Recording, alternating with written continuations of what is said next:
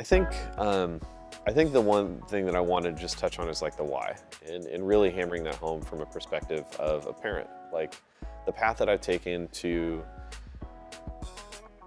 change my career, to take a job at Driveline, to develop a certification course. Like this is a representation of like the last decade of my life.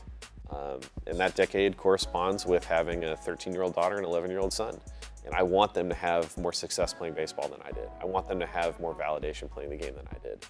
And I went into it knowing that I just didn't know enough. You know, I had no reason to think that anything that I knew or thought about the game of baseball was right because I wasn't a very good baseball player.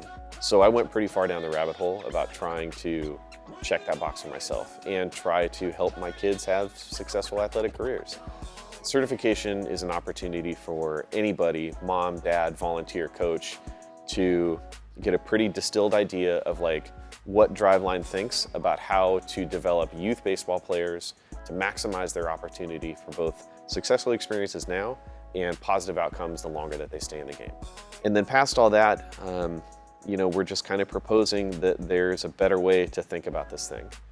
If we put kids in like this pressure cooker environment, it's very likely that like some of those kids are gonna have successful experiences and some of them go on to have like long positive careers in the game of baseball, and that's great. What I really worry about is all the kids on the fringes who are forced away from the game before they even hit puberty and we have no idea what they're even capable of.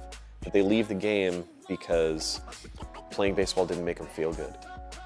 Kids at a cognitive level have a hard time differentiating that stuff and taking kind of like box score results and not applying it to themselves.